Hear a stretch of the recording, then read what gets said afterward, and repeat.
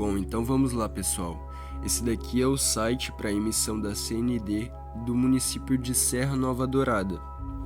Após clicar no link que vai estar na descrição, vocês serão redirecionados para esta página.